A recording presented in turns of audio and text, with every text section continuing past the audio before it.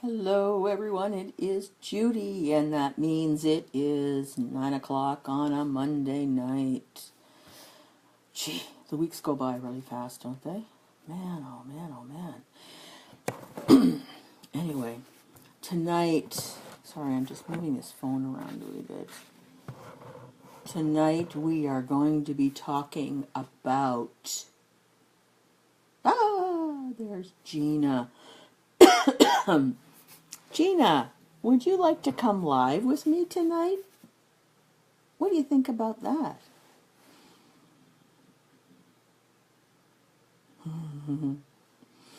Oh, do you feel like joining live? That would be fun.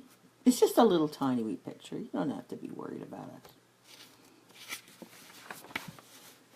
That way I can have a conversation with someone as opposed to just the phone. Not tonight, says Gina. Okay, all right. I'm looking for someone who's willing to play. How are you doing, Gina? You doing well?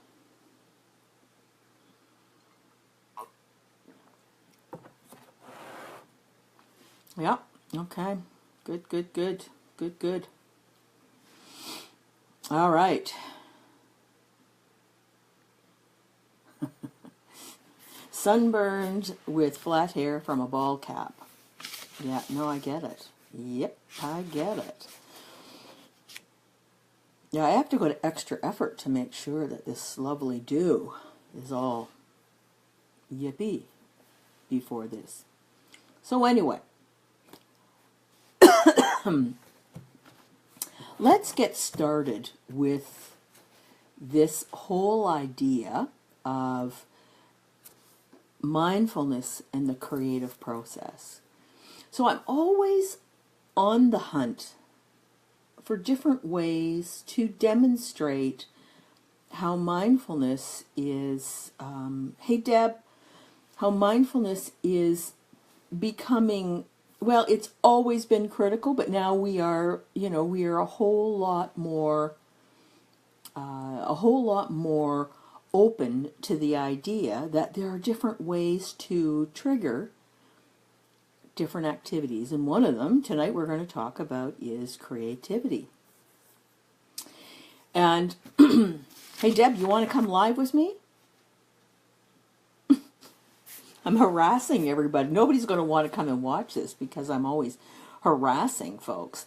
Anyway, but if anybody would love to participate or even like to participate, just let me know.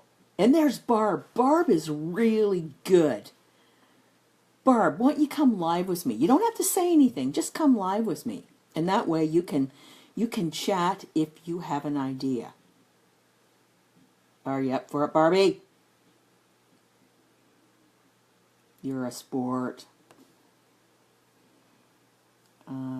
Let's see, Barb.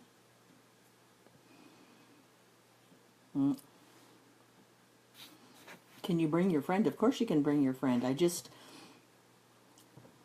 just trying to see if I can get you.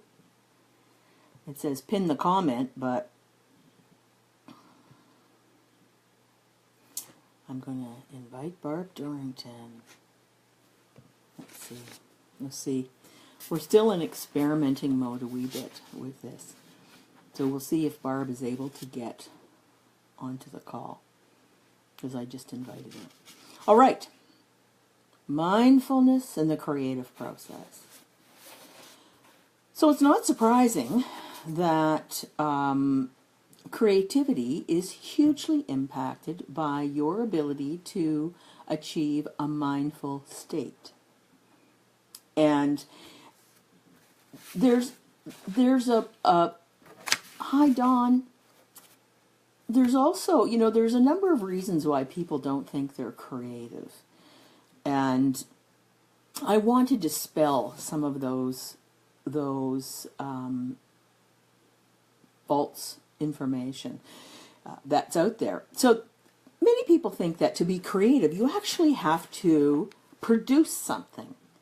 But that's not necessarily true. Yeah, maybe if you go to your phone, Barb, we'll see. because I did send you a link. So the gift of an idea is often what throws people off. How many times have you heard people say, but I'm just not very creative? Where in fact, anybody can be, hey Don, anybody can be creative. And actually tapping into some of your mindfulness techniques will make it more and more easy to be creative. Now, what I'm going to talk about today is creativity in ideas. Not necessarily, you don't have to paint a beautiful picture, although we've got some of our folks on in our group that are amazing artists. Amazing. But you don't, that's what people normally think of creativity. Deb Dobson. I'm going to, it says it's already sent. Let's just see.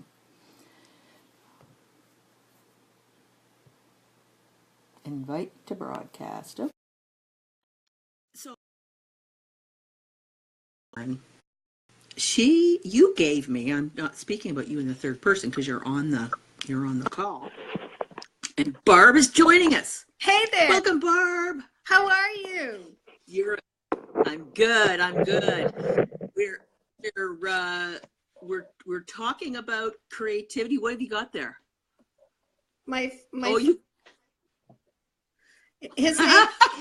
His name is Tim. Oh, Tim, and tell us about Tim. Well, Tim is just my creative little guy when I'm struggling with my creativity. I just put Tim on and I think about different things I could do. I'm often wanting to do little puppet shows with kids, and I started doing a few with adults, and they love it. They put on a puppet show. You can have great conversations. You can, because they actually don't get too lippy back. Yeah, that's right. They only say what I want them to say. Aha. So this is your friend. I wasn't sure if you had a guest tonight and you were going to share that, but so you're all set for our creativity. I am. I'm ready and listening, and can you not put on even a couple more people? Like, what about Deb Dobson? No, I can only put one on at a time because I'm just telling a story about Deb Dobson, who's extremely creative. And I was telling the story about when Joshua was born. She gifted me with this amazing felt, beautiful piece that she created. Had all these little doors and windows, and she'd made all these things herself. And it was just so creative and so touching because she had spent so much time and thought power on creating this. And we often will think of creativity in output ways, but what I want to actually talk about tonight is how to get our creativity fueling using the ability to quiet your mind in sometimes, but also then to control your critical thinking, because creativity requires both freedom and constraint, which is kind of an interesting dichotomy. So It needs the freedom to be able to think outside the box, but then it also needs the constraint of when it's time to actually put a plan together, that you can use your rational mind to sort of sift through all the things that you come up with to be able to implement something that is workable. So it's interesting. I have a visual. I don't know. You'll be able. I being a good art therapist, I like to draw everything. So there's 4 stages to the creative process, and what I want to do is to share with you some of my thoughts about where mindfulness fits into that creative process. All right, so we're all set to go. Barb, any thoughts? You have any thoughts that you'd like to add on? I have only one thought. But what it is that I heard from one of the neuroscientists a long time ago, and I think it might have been Alan Shore, who said creativity fosters hope.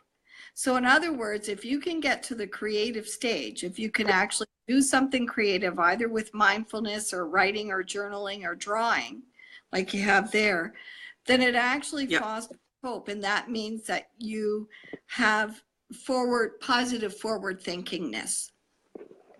Yeah, absolutely. No, Yeah. that makes total sense.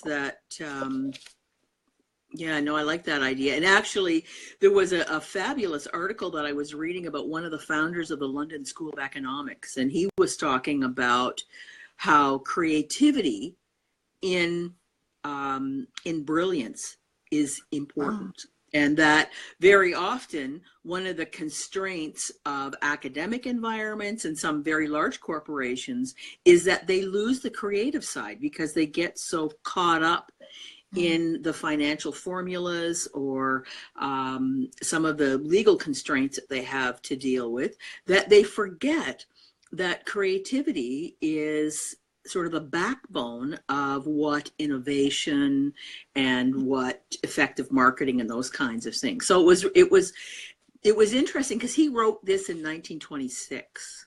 Wow. So Wow. yeah, that's some of the innovative thinking that people have had throughout the years, but it's now coming to the forefront because there's more of an awareness and an acceptance that allowing some of these things like creativity and mindfulness, which has always been considered, a soft skill. Christ, I hate that when people talk about they are not soft skills, they're critical skills. Yeah. And some of the soft skills are actually ones that are much more easily taught. And creativity is one of those things where you have to allow it to flow. So everybody has it. Everybody's born with it. But they have to allow it to flow. So let's pop right into these 4 stages of creativity. Okay. The first one is the preparation. So you actually have to have a reason for, and I'm keeping this in the ideas area. So there needs to be a reason for wanting to create something. And it may be a business issue. It may be a problem that somebody has, that as coaches and therapists, that we are going to do some brainstorming with them to help them come up with different creative ideas on how to deal with some of these issues. But what we're going to ask them to do is to actually take their cognitive, their very conscious mind, and suspend the thinking for a wee bit. So, a great way to do that is to have a meditation session before you start to do a brainstorming. So if you're in a group and you can get them to, you can put on some very quiet music and you can do a mindfulness walkthrough, just, even if it's 5 minutes, it doesn't have to be a long time, but what it does is it kind of takes all that busy monkey business and kind of just settles it down, and you just slow the pace down in your brain, and you can allow that unconscious part to bubble up a wee bit. So it allows your brain. I read. Sorry. I like that. What it does. The idea is that it allows your brain to create that sort of virtual reality part of it, because our brain is so capable of kicking into gear in virtual reality that when you slow everything down and put a lot of your day-to-day kinds of things just to rest temporarily, and then you can access so much stuff. And so that's why, the idea when you get all your ideas. So the next stage, you've got something that you want to brainstorm. And then the next stage is called incubation. and I'll put these stages on the site so that everybody can see them. You don't have to take notes, you can just listen. But the incubation is where you get all the ideas, all of them, the crazy ones, the interesting ones, the ones that are so far out of the box, but they're all ideas. They're all interesting ideas. And then what you do is you do something else. So when I have one of those, you know what I love? I love to sleep. I'll have a nap. Some people like to cook, or they go for a walk. They do, a walking meditation. They may read an entertaining book. You can do whatever you want to do that takes your mind completely away from what you've just spent however much time thinking about.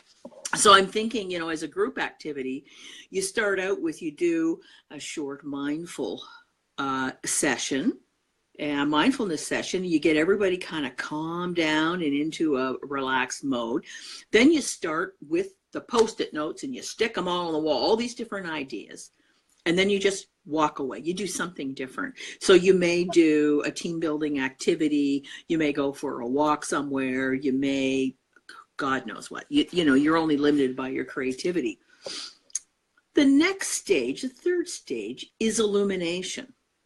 And that's where, when you come back refreshed, that's probably why I like to have a nap. So when I wake up, man, my mind is so creative. But this is the time when, like, how many people have their best thoughts in the shower, their aha moments in the shower? Well, me too.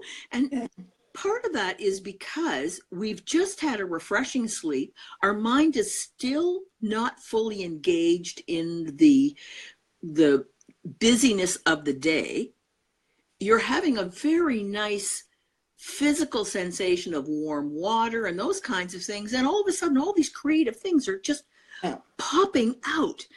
And some people get that on their drive to work. Some people get it during their morning journal. I get a lot of that in my morning journal because my routine is not as tight as it used to be. Because all my great ideas came in the shower. And I remember being a little bit amazed by that. It was like, what's that all about? But now, it's much clearer. And, those who strongly encourage journaling in the morning, same kind of thing, where you're very close to your unconscious in the morning, and before you get it all revved up and all crazy, you can actually download all kinds of really cool stuff.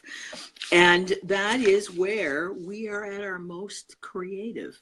It's so interesting. So, you've got your idea, you've done a whole bunch of brainstorming, so you've fed your unconscious all kinds of thoughts.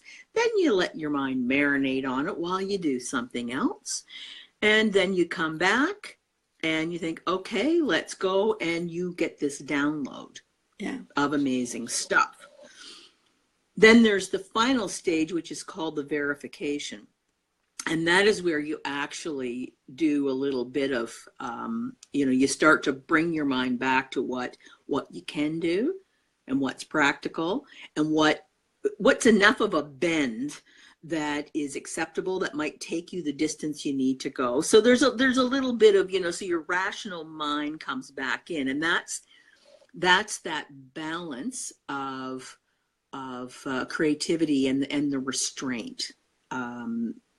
So you go through that whole process, and it is a very practical way of visualizing when you've got something that you want to work through.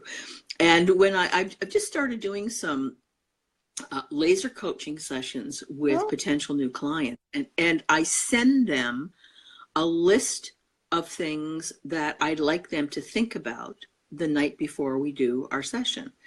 And the reason I did that is so that people can start to think about what they want to talk about, so they can get the most out of their time with me. But also it will facilitate some of this kind of mindfulness thinking. So any thoughts about that 4 stages and where mindfulness can kick in, Barb?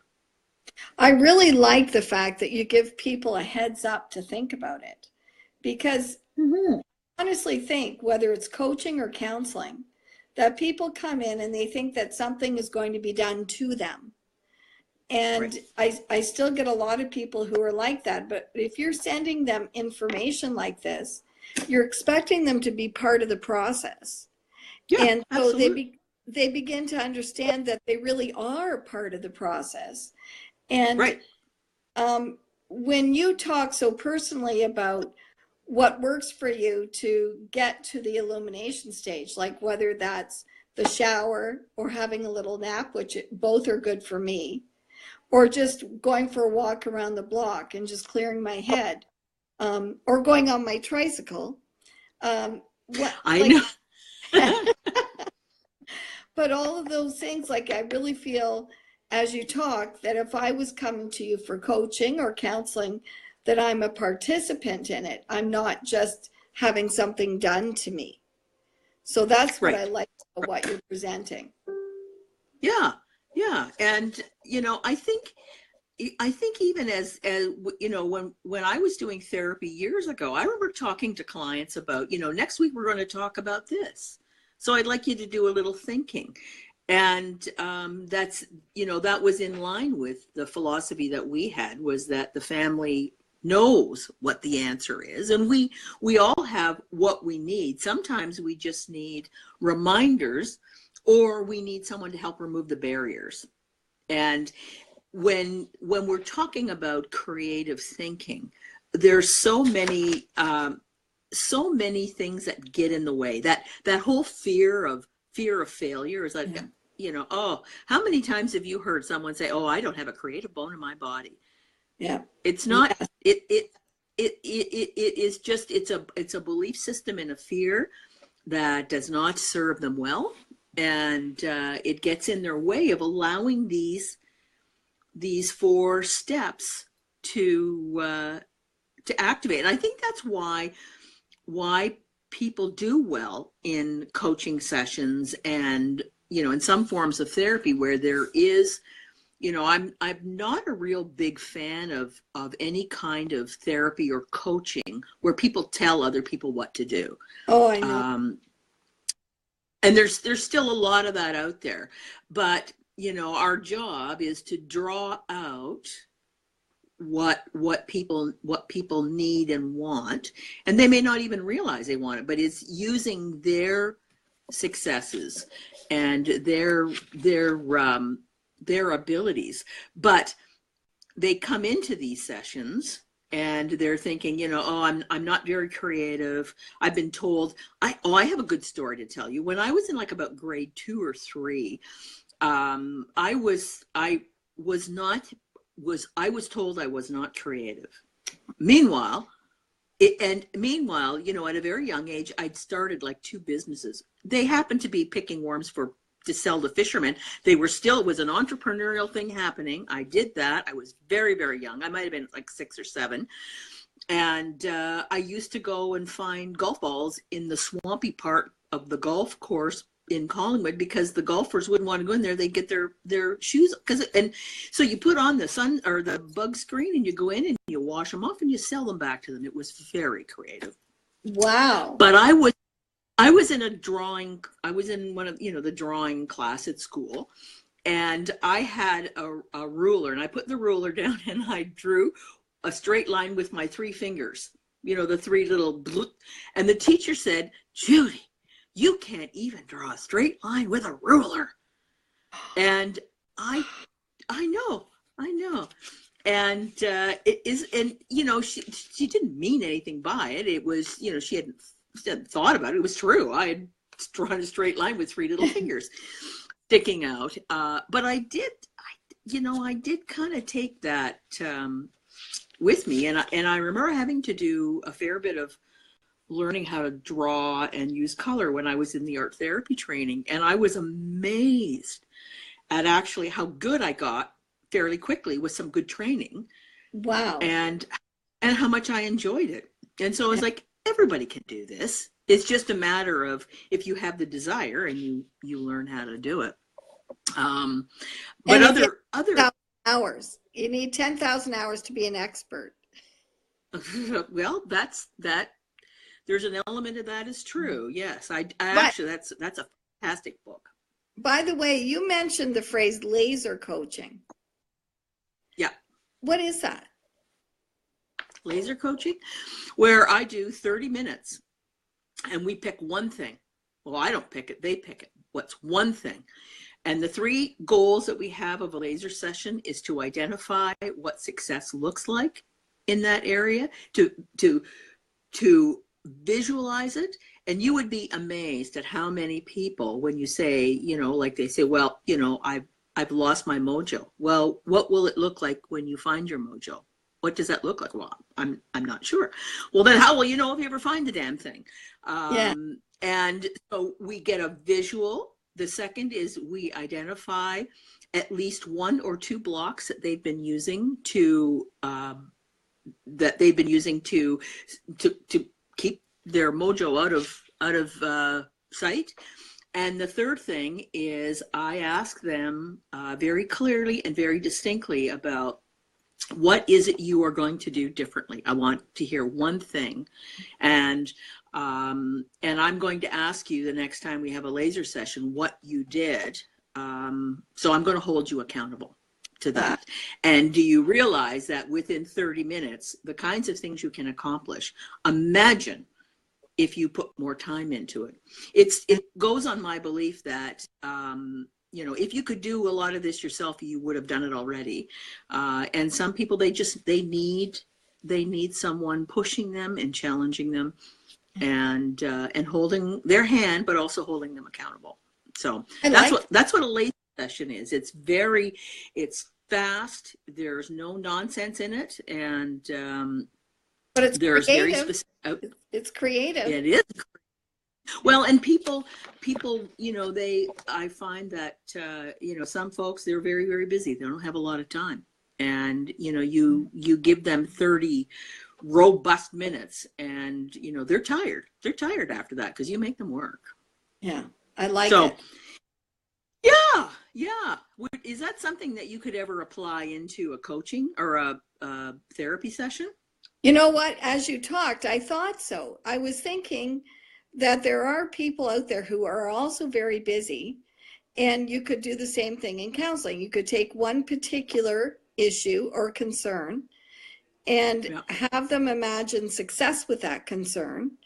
And what would that look like if they got there? And what was one thing they're going to do to reach that goal? I think that would be great. And I could see a number of adults, especially, really buying into that. Yeah. I don't know if it is good with the kids, because with kids it's a completely different process. Yeah. But with adults, and also 30 minutes doesn't scare the bejesus out of people. For some people, they are afraid of going to coaching because an hour may seem too much. Yes. And after they go a few laser coaching sessions, and then they're absolutely ready to accomplish a whole whack more. But that's what that is. And the reason I'm doing some of that is that, as I've talked about, that my little Caleb is now integrated into school, and I'm now building my practice. That I've been an at-home granny for a while, and I'm done with that. So now I'm ready to roll. But back to our creative process. The mindfulness,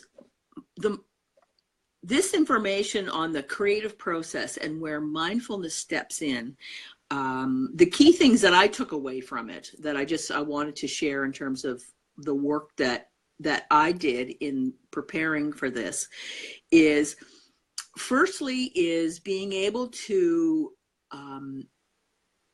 open up your unconscious, to be able to come up with different ideas that are outside of your normal thinking process. So taking time to calm yourself and to be relaxed so that you free up all that creative energy that comes from your quieter mind doing its thing.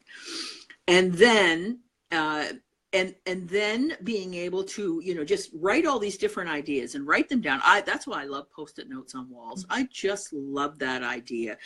And then you can group them together after, but just putting them all out, and you don't even think of it. You don't do consciousness thinking. You just write and stick, write and stick, write and stick. And then you limit all the boxes that you put your mind in normally. You're just, and you can get completely out of control. That's perfectly fine. That's what you're expected to do. Then being able to step away. And so with the mindfulness training, you are not judging yourself. You are not being critical. You're not thinking, oh my God, that'll never work, or so-and-so will see that and they'll think I'm stupid. You just suspend all of that. You're just allowing the unconscious to come out. And you also, if you're in a group, you're going to see, you'll get the energy from everybody doing the same kind of thing, that are just spewing information. And then you step away from it. And where mindfulness is really helpful with that is allowing yourself to be able to segment your thinking, so that you don't perseverate on this. You don't get stuck thinking, well, wait a second, like maybe that wasn't, maybe I should pull that one post-it, or maybe that's not a great idea. But you leave it. You can accept it. It is what it is. Go away and do something different.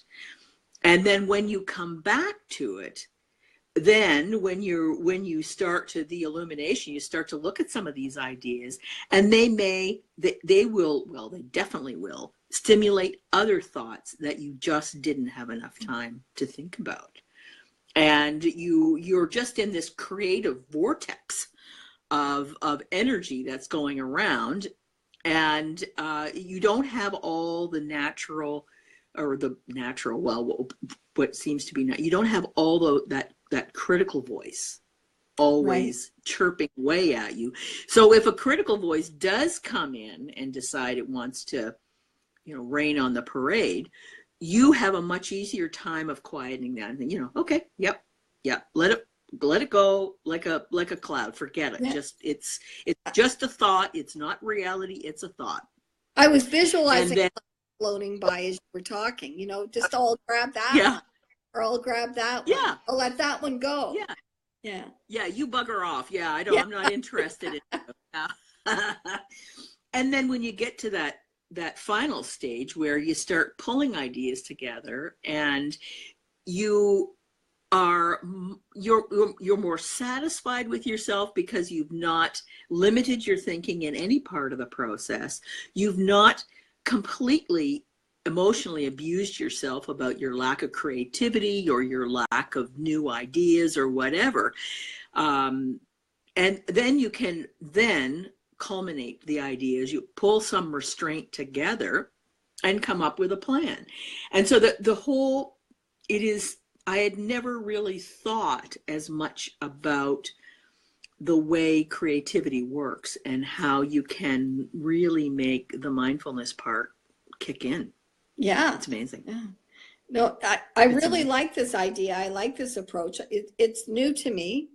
I hadn't really, that material is wonderful. And it's simple. Yeah. It is. Yeah. We like simple. We like, and it makes sense. Yeah. And it makes total sense. So I'll put those 4 stages on the wall. Now, I am off on Wednesday to Milwaukee. Back to Barb Baycroft? No, Barb's in Connecticut. I'm okay. going to a bead and button show.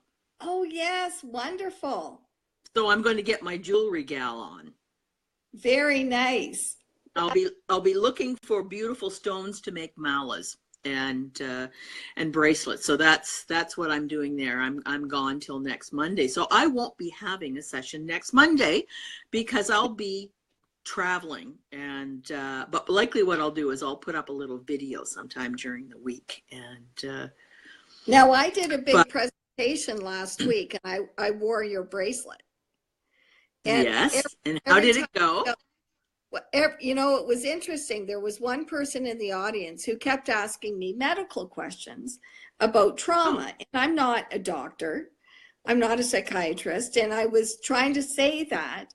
And the person was getting agitated, saying, I just want your opinion. I just want your opinion. And I kept rubbing your bracelet. I just kept rubbing it. And, you know, finally came up with a response that was going to make him happy enough. Yeah. But it was very difficult, but I so enjoyed it. I was rubbing it, and it just felt great. I thought, okay, I can get through this question. Yeah, there's nothing better than a healing stone to help out. Yes. And speaking of a healing stone, you've been a real sport to come on live tonight. Good for you. Well, thank you. And Tim enjoyed it. Wow, so nice. Yeah, You'll have to show your mindfulness puppet to the group one time. Okay. All right. I will. Yeah, we'll do that one other time. But thank you, Barb, and thank you everyone for participating tonight, for those who are on the call now and for those who are going to be watching down the road. And also you might want to follow Barb Dorrington. She's been doing some Facebook Live stuff herself. Well, just a couple. I'm a little bit behind you, way behind you, but I'm working on it. Oh yeah, no, you're doing great. Right, well, anyway, I'm mindful of the time, so have a great week, everyone. And I shall be live in 2 weeks, but I'll put something up next week because I'm sure I'll have some interesting stories from Milwaukee. Thank you. Thank you. Bye. Good night.